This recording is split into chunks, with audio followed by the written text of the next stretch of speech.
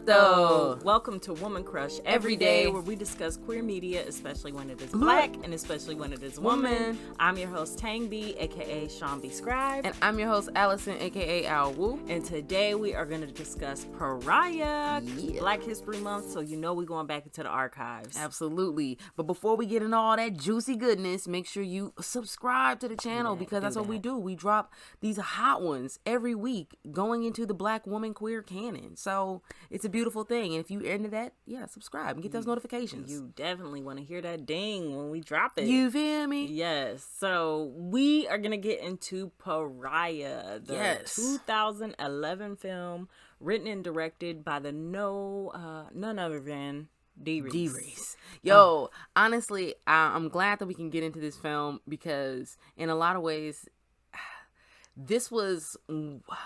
Okay, I went to film school, so like I was finishing up pretty much when this story was coming out, and the cinematographer for this piece was a graduate of Howard as well, the school, you know, my alma mater, and I was just really, really excited about this story. I've been excited about this story before it was even done.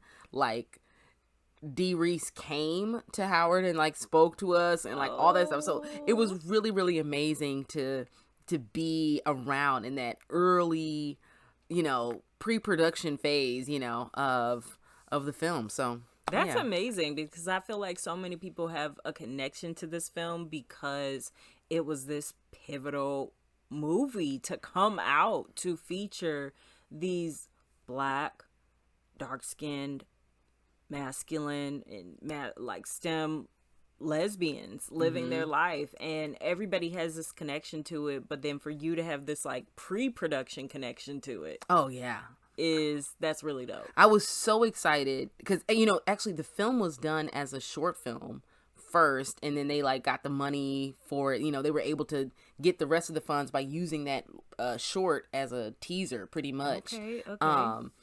Obviously the movie got fully funded and they made this happen, so shout out the hard work.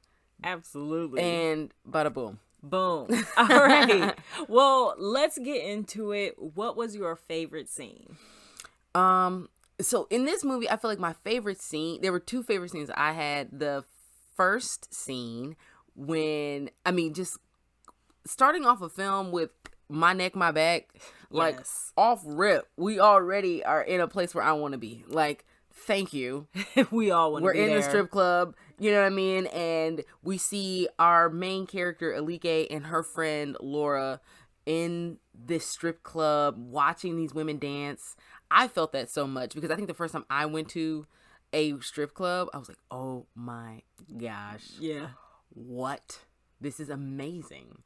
I love women. And not even on some like creep stuff, but just like wow, like this is really beautiful work. That's been like, oh my gosh, you are like dancing. This is gorgeous. So I love that scene. And then all the way to the fast forward to the end, I really, really appreciated the last scene where Alike is leaving. She's leaving her situation. She's finished school and she's moving to the other side of the country, and that just really resonated with me in terms of like blazing your own trail, you know what I'm saying? And like seeing her and having peace around that decision to say, I'm freeing myself, I'm doing the work that's necessary to find myself and liberate myself. I just thought it was really beautiful. So those are my favorite scenes. How about you? First of all, I just love that you said that because I think the first time that I watched this film, my final memory of it was not that Alike really got to follow what she wanted and go to her place, something that was going to work for her. I think my final thing was her parents rejected her and she doesn't have a place to be.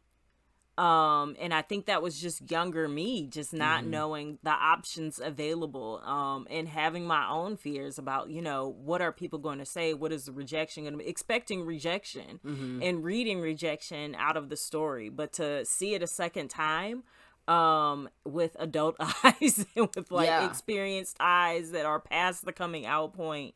I definitely feel like she really gets to make a decision for her. She made a end. choice. Yeah, and I love that. Yeah, love it was a really empowering choice in the end. So I thought it was beautiful.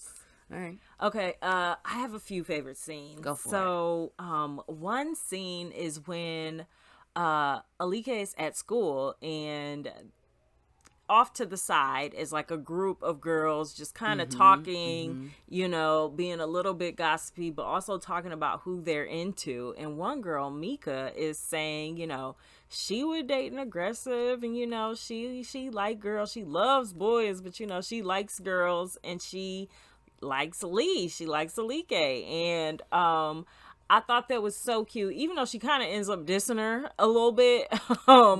But to that moment where Lee realizes, like, somebody likes me, and that's possible, that just felt like such an important moment, because I feel like family's fear is always like, you're going to end up alone. I just got done reading The Telegraph Club, and it was really good about this Chinese girl in the time of the Lavender Scare, and just communists being America being afraid of communists and putting that in queer spaces and Chinese spaces and all of that, and how her family was just so worried that she would end up alone. And that's the story they knew of queer people, and just the fact that queer people know, no, there are people who love me, who want me, who are interested in me, who want to be around me. Like, you're the one rejecting me, wanting to leave me alone. And so, like, that moment of her just getting to recognize that somebody likes her and wants her, that's just so important. So I love that one. I also really like the scene. Well, I didn't like the scene, but I like this moment where Like and her sister are in her room because their parents are, like, arguing, and the argument is about Lee, and they're just kind of holding each other, you know, a little distraught, and then the sister just says, like, I know and I don't care, and just like gives her that kind of solace of, like, I'm not against you here. So that was gorgeous. And then, you know, the Detroiter in me loves this isn't a Detroit movie at all, but the spades scene, you know, spades is a part of my heritage, and so, like, is that the Detroit or the African American? It's both. It's both. It's both. I'll take that. Because I feel like there are some black spaces where spades is not the game; it's something else. That's real. You know, that's real. We are not a monolith. We are not a monolith, but I am a spades player. Okay, and so when Lee came up in there, and Laura has a whole crew in, and they're in the spades game, they talking about books is getting cut. Come on now. Okay, when things is getting cut, that's not the time to interrupt the spades game. And you coming in here like it's an emergency, got to pull me off to the side. You can't even start rapping with me right now. I need to pay attention to these books. You that friend? I'm just saying. You're not going to listen to me if I come in on your spades game? Baby, I will always listen to you. But. Okay. That's all I wanted to hear. No, but, you know, Lee had also dissed Laura the night before to hang out with church girls. So. Oh, we got to get into that. But. Okay, so those were my scenes. All right. All right. So, your woman crush. Woman crush. I mean, it's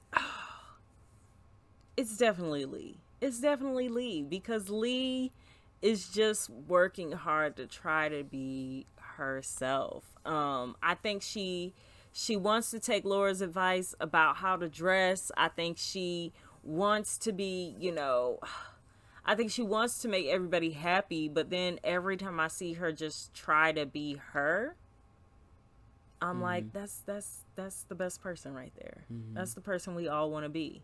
Is the one that's like, I don't care what my friends are trying to do.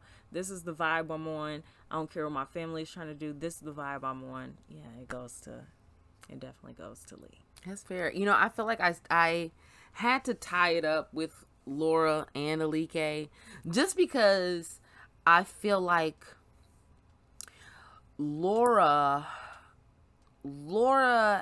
had already kind of evolved, I guess, in so many ways, but didn't have the same opportunity. Like, Laura's struggle, you know, they were schoolmates, you know what I mean? So they're friends from school, but Laura had to quit school for some reason, and I'm assuming it felt like her mother put her out. Oh yeah. And then her and sister was sick. yeah, so it's like Laura was facing so many challenges. Yeah. And is also, I don't want to say working with Alike, but like as a friend, like guiding her to say like, hey, I see you a little baby dyke. You want to do all the stuff that you see me doing and yada yada. And yeah, I don't know. I just felt like, but she didn't have somebody to hold on to. You know what I'm saying? Like she didn't have an older sister, a rock, or somebody, you know, to really go to, because Alike's family was just, they were around. Oh my gosh, this is actually making me think about the, like having a family that's super present. Yeah. And how that can kind of create its own issues versus having a family that's absent. That's just like, oh, you gay? Get out. You know what I'm saying? Do what you're going to do, live your life. That creates a freedom. Yeah. So like she has all of this freedom. She's showing Alike, you know, we go out to the pier. This is the scene. I mean, you know what I'm saying? Like it's Laura who's able to introduce Alike to this world.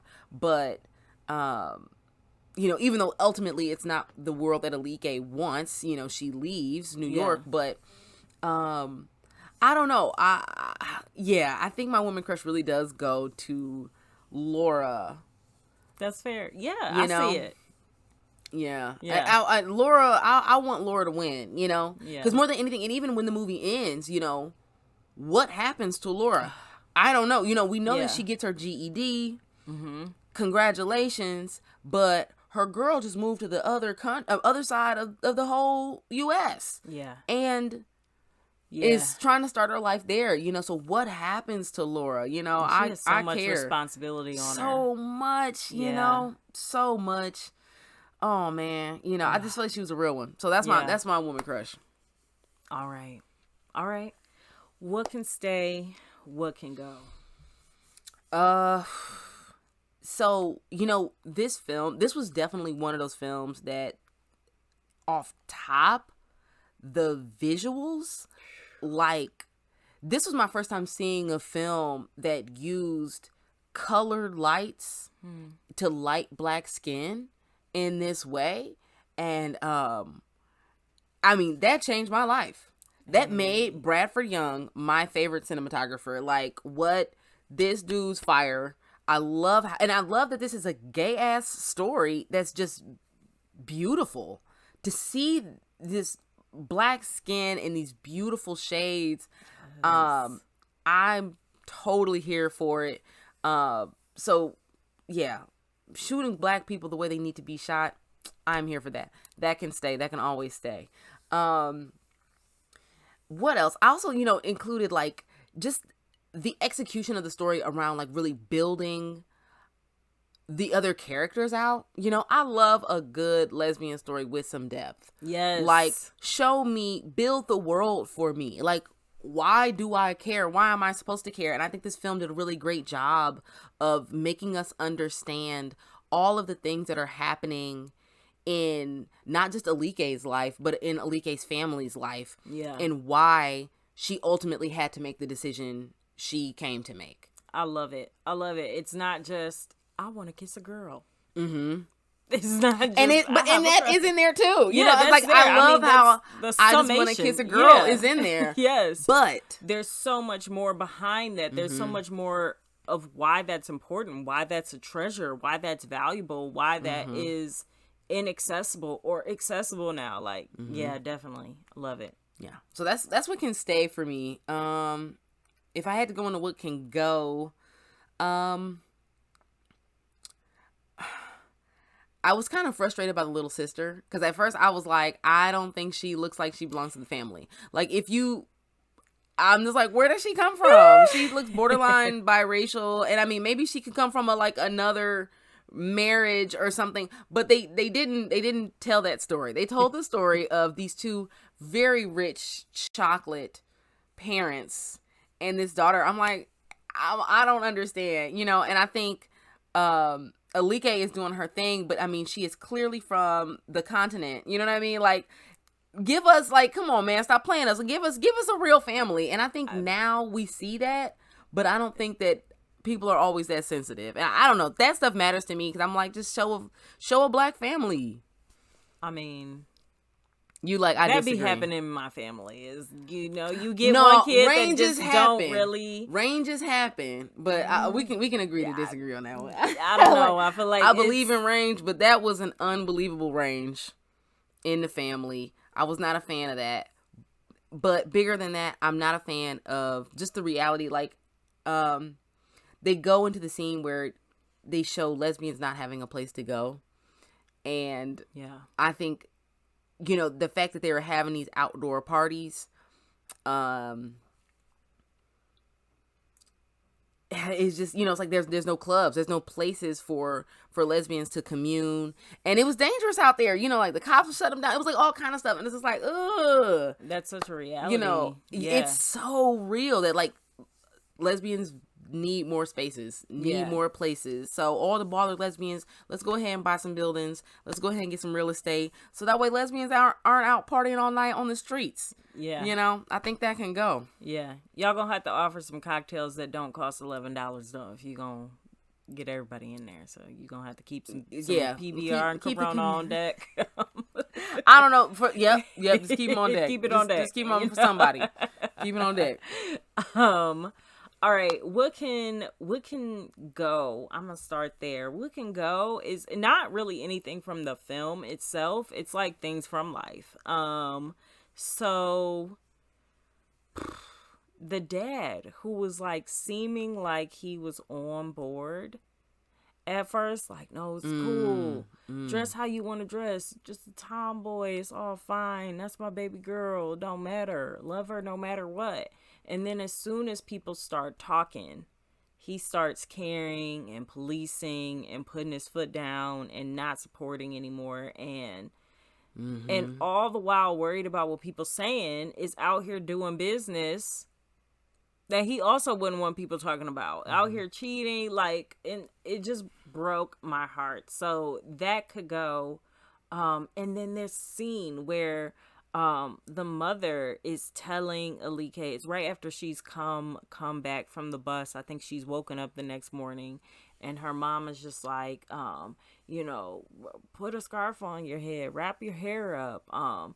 It's your body, it's your hair, it's your face, it's all this stuff. And it's just like, but the way you're talking to her, it's not hers. None of this belongs to her, because you are saying you're responsible for the upkeep and how it looks and how it's presented. And you're going to remind her of that. And that just, so many heartbreaking moments. But also, church girl can go. Absolutely, church girl, get out of here. And I've been church girl. I'm going to confess. I've been church girl. I've been like, I'm gay, but I'm not gay. It's rough. It's a rough life, getting to yourself, finding that, the come to Jesus moment. That's a phase. That's the phase. When people try to say like the lesbianism is a phase, and it's like, no, the phase is getting over like that hump. Yes. The I'm not gay phase. That's the phase. That's the phase. The denial phase. That's the phase. So yeah, that could go. What can stay is, I really think it's gorgeous. It's gorgeous. The story is gorgeous. All the little moments, even with church girl, like the way that Lee finds comfort and like, oh, here's somebody who likes the kind of music I like and is putting me on to new things, and I'm discovering new things about other people, and I'm trusting somebody. And all those little important moments can just stay, because those are all the things that we live for. Those little access points. Absolutely. Okay, so queer canon. Where does it fit? It's pivotal. I feel like this and Watermelon Woman are two pivotal films for the Black lesbian queer canon.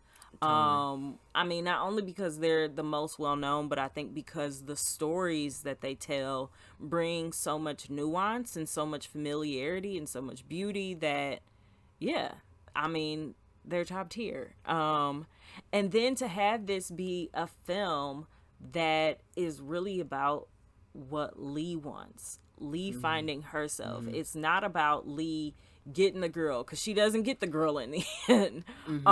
It's not about getting a dude. It's not about making her father happy. It's about her and what she wants. And I feel like those are stories we need to see more. It's like women going after what they really want, what they really deserve, what's really right for them. Yeah, not being afraid to take that risk. Yeah. I'm just saying it is what it is. Yeah, so I think for queer canon, I think about I think it reminds me of a scene that stood out to me was the joint when Laura hooked up Alike with the strap. Right. And we see Alike standing in her room with this huge white penis on her. And it's just obviously uncomfortable. Like, okay, this is ridiculous. I don't know. I feel like that was something to see a strap on screen. Yeah. You don't see that on just regular film. You know, like, what was the conversation around? We about to just put the strap on there. You know what I mean? Like, I mean, maybe it was nothing, but honestly, it's so important that these images are shown. Yeah. Like, these things that, like, show the reality of our culture and existence, you know? Say word.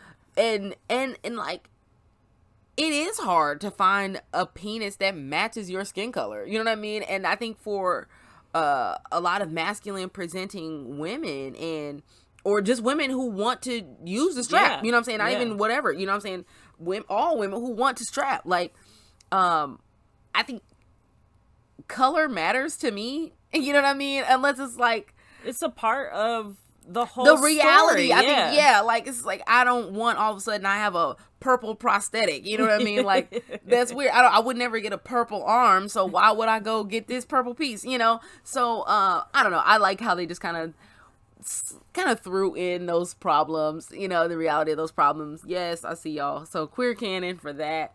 And I just like normalizing the sex lives. And because, you know, another thing that happens I hate when people ask, how do lesbians have sex? Over that question. Yeah, you know I mean, like, oh my God, like, it's just the worst. So it's like, this is one way of many in this film, but I like that they just show you this one way. When people ask that question, I assume you have bad sex.